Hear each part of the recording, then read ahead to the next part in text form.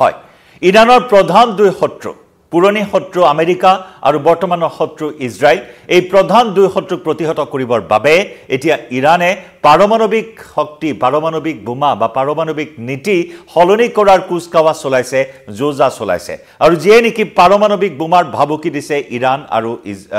Israel আৰু আমেৰিকাক ইৰানে আৰু যাক লৈ কেৱল আমেৰিকা ইজৰাইলে নহয় সমগ্ৰ বিশ্বই শংকিত হৈছে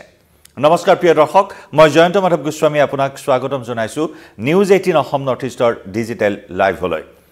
আৰু ডিজিটেল লাইভত লৈ আহিছো এই গুৰুত্বপূৰ্ণ খবৰ যি সময়ত ৰাছিয়া আৰু ইউক্ৰেইনৰ যুদ্ধক লৈ সমগ্ৰ ইউৰোপৰ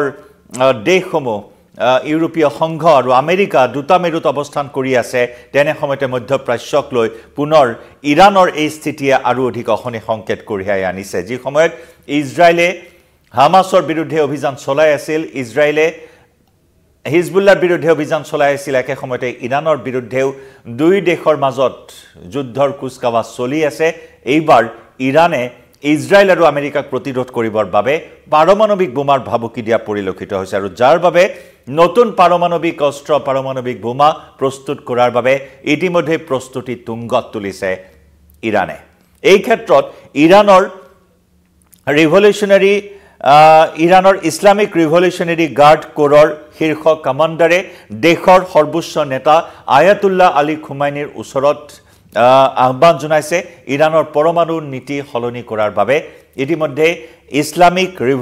ৰিভলিউচনাৰী গাৰ্ড কোৰে শীৰ্ষ কমাণ্ডাৰে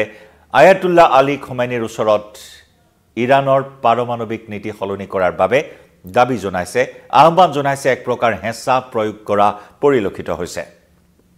কাৰণ সমগ্ৰ বিশ্বৰ প্ৰতি এতিয়া ইৰানৰ এই স্থিতিয়ে ভাবুকিৰ সৃষ্টি কৰা পৰিলক্ষিত হৈছে দেশখনৰ সেনা বাহিনী ইছলামিক ৰিভলিউচনাৰী গাৰ্ড কোৰৰ এই স্থিতিয়ে এতিয়া তেনেকুৱা ইংগিত প্ৰদান কৰিছে আৰু যাৰ বাবে সৰ্বোচ্চ নেতা আয়াতুল্লাহ আলী খুমাইনিক এতিয়া হেঁচা প্ৰয়োগ কৰিছে বিভিন্ন দিশৰ পৰা এই হেঁচা আহিছে যে অতি শীঘ্ৰেই ইৰানৰ পাৰমাণৱিক নীতি এতিয়া হলনি কৰিব লাগে বা হলনি কৰাৰ প্ৰয়োজন বুলি বিভিন্ন ধৰণৰ হেঁচা প্ৰয়োগ কৰা হৈছে উল্লেখযোগ্য যে যুদ্ধৰ ক্ষেত্ৰত পাৰমাণৱিক কাৰ্যসূচী ব্যৱহৃত নহব বুলি সৰ্বোচ্চ নেতা আয়াতুল্লাহ আলী খুমাইনিয়ে ফতোৱা জাৰি কৰি থৈছে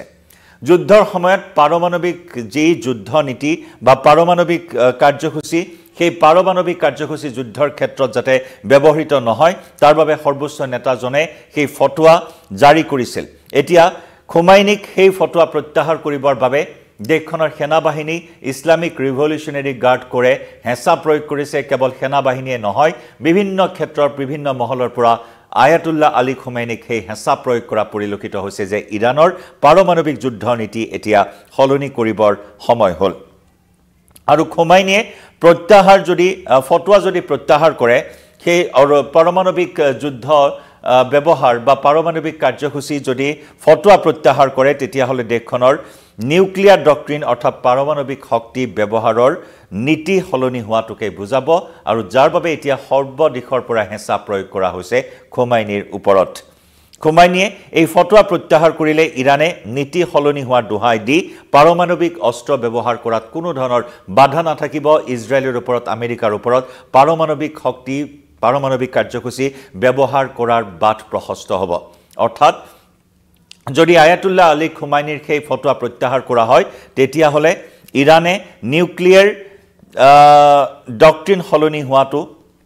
দোহাই দিব আৰু যিকোনো মুহূৰ্তত আক্ৰমণ কৰিব পাৰিব তেনেকুৱা ধৰণৰ এটা যুদ্ধৰ পৰিৱেশ ৰচনা কৰাৰ দিশে আগবাঢ়িছে এতিয়া ইৰানৰ সেনা বাহিনী ইফালে ইৰানৰ পাৰমাণৱিক শক্তি ব্যৱহাৰৰ ক্ষেত্ৰত শান্তিৰ পৰা যুদ্ধলৈ মনোভাৱ হলনি হোৱাটো নিশ্চিত কৰিছে একে সময়তে ইৰানৰ যি কুচকাৱা চলাইছে পাৰমাণৱিক অস্ত্ৰ ব্যৱহাৰক লৈ পাৰমাণৱিক কাৰ্যসূচী ব্যৱহাৰক লৈ এই ক্ষেত্ৰত ইৰানে পাৰমাণৱিক শক্তিৰ ব্যৱহাৰৰ ক্ষেত্ৰত শান্তিৰ পৰা যুদ্ধলৈ মনোভাৱ হলনি কৰাৰ কথাও উল্লেখ কৰিছে ৰাষ্ট্ৰসংঘৰ নিউক্লিয়াৰ মনিটৰিং এজেন্সিৰ এই বাতৰিয়ে এই মুহূৰ্তত সমগ্ৰ বিশ্বকে শংকিত কৰা পৰিলক্ষিত হৈছে যি সময়ত পাৰমাণৱিক অস্ত্ৰ নীতি হলনিৰ কুচকাৱাজ আৰম্ভ কৰিছে একে সময়তে ৰাষ্ট্ৰসংঘৰ নিউক্লিয়াৰ মনিটৰিং এজেন্সিয়ে কৈছে যে ইৰানে পাৰমাণৱিক কাৰ্যসূচী হলনিৰ ক্ষেত্ৰত শান্তিৰ পৰা যুদ্ধলৈ মনোভাৱ হলনি ঘটাইছে বা মনোভাৱ হলনি কৰাৰ ইংগিত প্ৰদান কৰিছে নিউক্লিয়াৰ মনিটৰিং এজেন্সিয়ে আনহাতে এই সংস্থাটোৱে প্ৰকাশ কৰিছে যে পৰমাণু অস্ত্ৰত ব্যৱহাৰ কৰিব পৰা ইউৰেনিয়াম মজুতকৰণৰ ক্ষেত্ৰতো ইৰানে বিগত বৰ্ষৰ তুলনাত 50% বৃদ্ধি কৰিছে যে পাৰমাণৱিক অস্ত্ৰ নিৰ্মাণৰ বাবে ইউৰেনিয়ামৰ প্ৰয়োজন হয় সেই ইউৰেনিয়াম বিগত বৰ্ষতকৈ ইৰানে 50%কৈ বেছিকৈ মজুত কৰাৰ খবৰ ইতিমধ্যে জনাইছে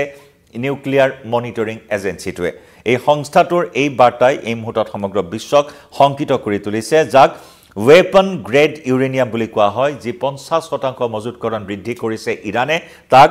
ৱেপন গ্ৰেড ইউৰেনিয়াম বুলি কোৱা হয় আৰু ইৰানৰ হাতত এনৰিচড ইউৰেনিয়াম 60% থকাৰ কথা উল্লেখ কৰা হৈছে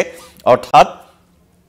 ইৰানৰ হাতত এনৰিচড ইউৰেনিয়াম 60% থকাটোৱে পৰমাণৱিক অস্ত্ৰ নিৰ্মাণৰ পৰা মাত্ৰ এখোজ দূৰত বুলি কোৱা হৈছে অৰ্থাৎ এই যি এনৰিচড ইউৰেনিয়াম কিছু প্ৰক্ৰিয়াৰ জৰিয়তে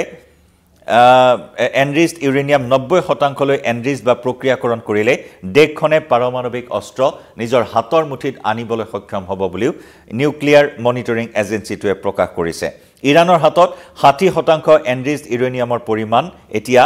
274.8 কিলোগ্ৰাম আছে আৰু এই তথ্য বৰ্তমান চলিত বৰ্ষৰ 8 ফেব্ৰুৱাৰী বুলি কোৱা হৈছে আৰু বিগত বৰ্ষৰ নৱেম্বৰ মাহত দেশখনৰ হাতত তেনে ইউৰেনিয়ামৰ পৰিমাণ আছিল 92.5 কিলোগ্ৰাম অৰ্থাৎ যি পৰিমাণ নৱেম্বৰ মাহত 92.5 কিলোগ্ৰাম আছিল চলিত বৰ্ষত এই ইউৰেনিয়াম মজুতকৰণৰ পৰিমাণ হৈছে গৈ 274.8 কিলোগ্ৰাম গতিকে এনেদৰে এতিয়া ইউৰেনিয়ামৰ মজুতকৰণ বৃদ্ধি কৰিছে ইৰানে ইউৰেনিয়াম প্ৰক্ৰিয়াকৰণ কৰাৰ গতি আৰু মজুতকৰণৰ পৰিমাণ দেখি হেয়া পাৰমাণৱিক অস্ত্ৰ তৈয়াৰ কৰাৰ কুচকাৱাজ বা প্ৰস্তুতি বুলি ৰাষ্ট্ৰসংঘৰ সংস্থাটো বিশেষকৈ নিউক্লিয়াৰ মনিটৰিং এজেন্সিয়ে স্পষ্টকৈ উল্লেখ কৰিছে আৰু এই পৰিমাণৰ ইউৰেনিয়ামেৰে ইৰানে অতিকমে 6টাকৈ বিধ্বংসী পৰমাণু অস্ত্ৰ তৈয়াৰ কৰিব পাৰিব আৰু হেয়াই ইজৰাইল আৰু আমেৰিকাৰ বাবে ভাবুকিৰ মূল কাৰণ হিচাপে এই মুহূৰ্তত চৰ্চা চলিছে 6টাকৈ বিধ্বংসী পৰমাণু অস্ত্ৰ প্ৰস্তুত কৰিছে বা নিৰ্মাণ কৰা যোজা চলাই আছে ইৰানে যি নেকি 50% লৈ ইউৰেনিয়াম মজুতকৰণৰ এই ব্যৱস্থা কৰিছে বিগত বৰ্ষৰ তুলনাত 50%কৈ অধিক ইউৰেনিয়াম মজুত কৰি 6টাকৈ বিধ্বংসী পৰমাণু অস্ত্ৰ প্ৰস্তুত কৰাৰ কুচকাৱাজ চলাইছে যিয়ে যিকোনো মুহূৰ্তত ইজৰাইল আৰু আমেৰিকাৰ বাবে ভাবুকি হৈ উঠিব পাৰে কাৰণ ইতিমধ্যে আয়াতুল্লাহ আলী খোমেনিৰ যি পাৰমাণৱিক কাৰ্যসূচীৰ ফটোৱা জাৰি কৰা আছে যুদ্ধৰ ক্ষেত্ৰত পাৰমাণৱিক কাৰ্যসূচী ব্যৱহাৰ কৰিব নোৱাৰাৰ ফটোৱা সেই ফটোৱা প্ৰত্যাহাৰ কৰাৰ বাবে ইৰানৰ সেনাবাহিনী ইছলামিক ৰিভলিউচনাৰী গাৰ্ড কোৰৰ শীৰ্ষ কমাণ্ডাৰ গৰাকীয়ে অতি জোৰদাৰ গতিত হেঁচা প্ৰয়োগ কৰিছে খোমেনিক সেই ফটোৱা প্ৰত্যাহাৰ কৰিবলৈ গতিকে এতিয়া খোমেনিৰ ওপৰত নিৰ্ভৰ কৰিব যদি পৰমাণু নীতি সলনি কৰে ইৰানে তেতিয়া যিকোনো মুহূৰ্তত ইৰানে আক্ৰমণাত্মক ৰূপ ধাৰণ কৰিব পাৰে ইজৰাইলৰ ওপৰত আমেৰিকাৰ ওপৰত কাৰণ মধ্যপ্ৰাচ্যৰ যি সংঘাত ইজৰাইল আৰু হামাছৰ যুদ্ধ এই যুদ্ধত আমেৰিকাৰ প্ৰত্যক্ষ হস্তক্ষেপৰ কথা 2023 চনৰ পৰা ইৰানে হকিয়াই আহিছে আমেৰিকাক লগতে ইজৰাইলক আৰু যাক লৈ মধ্যপ্ৰাচ্যৰ সংঘাত সময় বৃদ্ধি পোৱা পৰিলক্ষিত হৈছে য'ত নেকি ইৰাণ আৰু ইজৰাইলৰ মাজতো আক্ৰমণ প্ৰত্যাক্ৰমণৰ ঘটনা সংঘটিত হৈছে আকাশ মাৰ্গেৰে গতিকে পৰিস্থিতি আৰু অধিক জটিল হৈ উঠিব নেকি ইৰাণৰ এই স্থিতিক লৈ তাকে লৈ এই মুহূৰ্তত আশংকা বৃদ্ধি পাইছে জনাই যাম প্ৰতিটো খবৰ এই মুহূৰ্তত লাইভৰ পৰা বিদায় লৈছো ধন্যবাদ